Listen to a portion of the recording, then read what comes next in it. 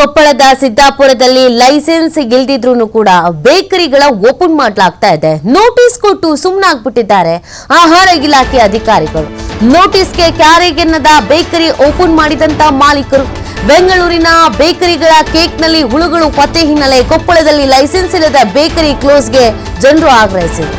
ಕಾಟಗಿ ತಾಲೂಕಿನ ಸಿದ್ದಾಪುರದಲ್ಲಿ ಕ್ರಮಕ್ಕೆ ಗ್ರಾಮಸ್ಥರು ಒತ್ತಾಯಿಸಿದ್ರು. ಸ್ಥಳಕ್ಕೆ ಬಂದು ನೋಟಿಸ್ ಅನ್ನು ನೀಡಿದ್ರು ಫುಡ್ ಇನ್ಸ್ಪೆಕ್ಟರ್ ನಾಗರಾಜ್. ಆದ್ರೆ ಈಗ ಮತ್ತೆ ಓಪನ್ ಮಾಡಿದ್ರು ಕೂಡ ಅಧಿಕಾರಿಗಳು ಜಾಣ ಮೌನವನ್ನ ಇಲ್ಲಿ ಅನುಸರಿಸ್ತಾ ಇದ್ದಾರೆ.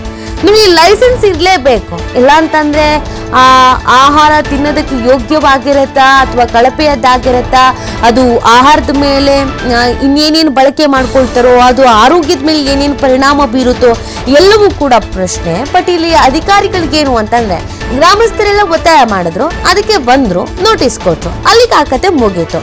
ಮತ್ತೆ ಅಂಗಡಿ ಓಪನ್ ಮಾಡಿದ್ರು ಕೂಡ ಯಾವುದೇ ರೀತಿಯಾದಂತ ಕ್ರಮ ಕೈಗೊಳ್ಳದೆ ಇರೋದು, ಅಧಿಕಾರಿಗಳಿಗೆಲ್ಲ ಗೊತ್ತಿದ್ರು ನೋಡ್ಕೊಂಡು ಸುಮ್ಮನೆ ಇರೋದು, ಇದು ಸಹಜವಾಗಿ ಅನುಮಾನಕ್ಕೆ ಕಾರಣವಾಗ್ತಾ ಇದೆ. ಹಾಗಿದ್ರೆ ಬೇಕರಿ ಓಪನ್ ಮಾಡಿರುವಂತ ಮಾಲೀಕರು ಹೇಳ್ದಂಗೆ ಅಧಿಕಾರಿಗಳು ಕೇಳ್ತಾ ಇದ್ದಾರಾ ಅಥವಾ ಏನ್ ನಡೀತಾ ಇದೆ ಅಂತ. ಈ ತರ ಲೈಸೆನ್ಸ್ ಇಲ್ಲದೆ ಇರುವಂತ ಬೇಕರಿಗಳನ್ನ ತೆರೆಯುವುದಕ್ಕೆ ಹೇಗ್ ತಾನೇ ಅವಕಾಶ ಮಾಡಿಕೊಟ್ರು? ಯಾರು ಅವಕಾಶ ಮಾಡಿಕೊಟ್ರು?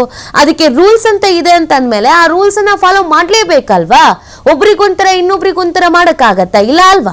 ಇಲ್ಲಿ ನೂರಾರು ಸಂಖ್ಯೆಯಲ್ಲಿ ಬರ್ತಾರೆ, ಆಗಮಿಸ್ತಾರೆ, ಏನ್ ಬೇಕೋ ಅದನ್ನ ತಗೊಂತಾರೆ. ಕ್ವಾಲಿಟಿ ಹೆಂಗಿರುತ್ತೋ ಏನೋ ಯಾರಿಗ್ ಗೊತ್ತು? ಆರೋಗ್ಯದ ಮೇಲೆ ಪರಿಣಾಮ ಬೀರದೆ ಯಾರು ಹೊಣೆ ಹಾಕ್ತಾರೆ? ಲೈಸೆನ್ಸ್ ಇಲ್ದೇನೆ ಯಾಕೆ ಇದನ್ನೆಲ್ಲ ಓಪನ್ ಮಾಡೋದಕ್ಕೆ ಬಿಡ್ತಾರೆ? ಪ್ರಶ್ನೆ ಇದೆ. ಗ್ರಾಮಸ್ಥರು ಈಗ ಅದೇ ಪ್ರಶ್ನೆನ ಮಾಡ್ತಾ ಇದ್ದಾರೆ.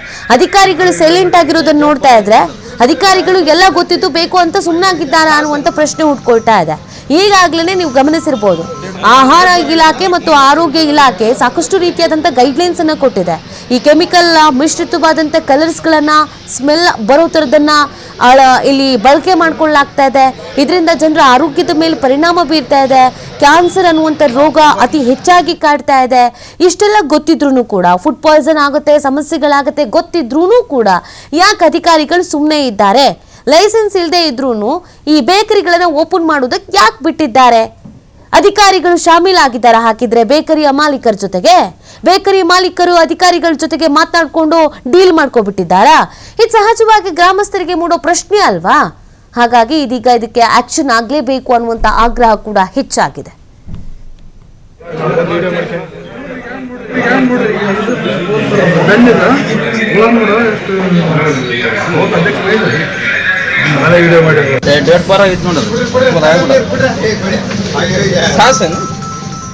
ಈ ಬಗ್ಗೆ ಮತ್ತಷ್ಟು ಮಾಹಿತಿಯನ್ನು ನೀಡ್ತಾರೆ ನಮ್ಮ ಪ್ರತಿನಿಧಿ ನಾಗರಾಜ್. ನಾಗರಾಜ್, ಲೈಸೆನ್ಸ್ ಇಲ್ಲ ಅಂತಂದ್ರೂ ಬೇಕರಿ ಓಪನ್ ಮಾಡ್ಬೋದು, ಹೋಟ್ಲು ಓಪನ್ ಮಾಡ್ಬೋದು, ಇನ್ನೊಂದು ಮತ್ತೊಂದು ಅಂತಾರೆ. ಮತ್ತೆ ಈ ಲೈಸೆನ್ಸ್ ಅಂತ ಗೈಡ್ಲೈನ್ಸ್ ಯಾಕೆ ಬೇಕು?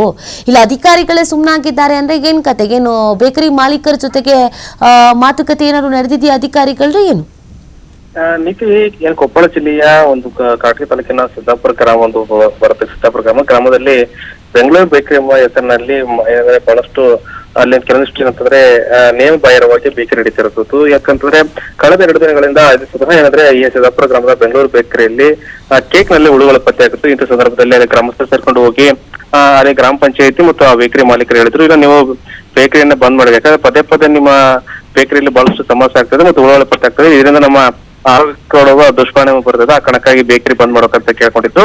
ಇಂಥ ಸಂದರ್ಭದಲ್ಲಿ ಗ್ರಾಮಸ್ಥರು ಹೋಗಿ ಅಂಗಡಿ ಮಾಲೀಕರ ಜೊತೆ ಅಲ್ಲಿ ವಾಗ್ವಾದ ನಡೆಸಿದ್ರು. ಜೊತೆಗೆ ಏನಂದ್ರೆ ಫುಡ್ ಸೇಫ್ಟಿ ಆಫೀಸರ್ ಇರುತ್ತೆ, ಅವ್ರನ್ನ ಕರೆಸುವಂತ ಕೆಲಸ ಮಾಡಿದ್ರು. ಇಂಥ ಸಂದರ್ಭದಲ್ಲಿ ಫುಡ್ ಸೇಫ್ಟಿ ಆಫೀಸರ್ ಇಲ್ಲ, ಹೌದು ಈ ಸಮಸ್ಯೆ ಇದೆ, ಅದ್ರ ಜೊತೆಗೆ ಕಲರ್ ಅಂದ್ರೆ ಕೆಮಿಕಲ್ ಯುಕ್ತ ಕಲರ್ ಅನ್ನ ಬಳಸಿದ್ರೆ ಆ ಕಣಕ್ಕಾಗಿ ಅವ್ರು ನೋಟಿಸ್ ಕೊಡ್ತೀವಿ ಅಂತೇಳಿ ನೋಟಿಸ್ ಕೊಟ್ಟಿದ್ರು. ನೋಟಿಸ್ ಕೊಟ್ಟು ಏನಂದ್ರೆ ಈ ಫುಡ್ ಸೇಫ್ಟಿ ಆಫೀಸರ್ ಇದೀಗ ಸುಮ್ಮನಾಗಿರೋದು. ಇದನ್ನೆಲ್ಲ ನೋಡ್ತಾ ಇದ್ರೆ ಖಂಡಿತವಲ್ಲೂ ಕೂಡ ಏನ ಬೇಕರಿ ಮಾಲೀಕರು ಮತ್ತು ಜೊತೆಗೆ ಏನಂತಂದ್ರೆ ಫುಡ್ ಸೇಫ್ಟಿ ಆಫೀಸರ್ ಶಾಮೀಲಾಗಿದ್ದಾರೆ ಅಂತ ಆರೋಪ ಕೇಳಿರುತ್ತದೆ. ಈ ಬಗ್ಗೆ ಏನಂತ ಗ್ರಾಮಸ್ಥರು ಸೇರ್ಕೊಂಡು ಹೋಗಿ ಗ್ರಾಮ ಪಂಚಾಯತಿ ಏನಂದ್ರೆ ಅಲ್ಲಿನ ಅಧಿಕಾರಿ ಪಿಡಿಒಗೆ ಹೋಗಿ ಮನವಿ ಸಲ್ಲಿಸಿದ್ದಾರೆ.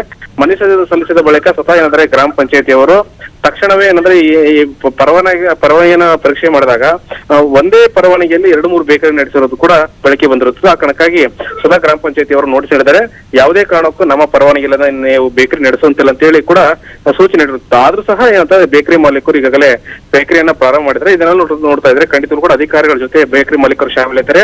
ಆ ಕಾರಣಕ್ಕಾಗಿ ಈ ಬೇಕರಿ ಪ್ರಾರಂಭವಾಗಿದೆ ಅಂತ ಹೇಳಿ ಗ್ರಾಮಸ್ಥರ ಆರೋಪವಾಗಿರುವಂತದ್ದು. ಜೊತೆಗೆ ಏನಂತಂದ್ರೆ ತಕ್ಷಣವೇ ಅಂದ್ರೆ ಈ ಬಗ್ಗೆ ಕೇಕ್ ನಲ್ಲಿ ಹುಳ ಬಂದಿದ್ದೀವಿ, ಅದ್ರ ಜೊತೆಗೆ ಕೆಮಿಕಲ್ ಯುಕ್ತ ಕಲರ್ ಅನ್ನು ಬಳಸಿದ್ರೆ ಆ ಕಾರಣಕ್ಕಾಗಿ ಬೇಕರಿಯನ್ನ ಬಂದ್ ಮಾಡಿಸಬೇಕು, ಇಲ್ಲವಾದಲ್ಲಿ ನಾವು ಉಗ್ರವಾದ ಹೋರಾಟ ಮಾಡ್ತೀವಿ ಅಂತೇಳಿ ಗ್ರಾಮಸ್ಥರು ಇರುವಂತದ್ದು ನೀತಿ. ಓಕೆ, ಥ್ಯಾಂಕ್ ಯು ನಾಗರಾಜ್ ತಮ್ಮ ಡೀಟೇಲ್ಸ್ಗಾಗಿ.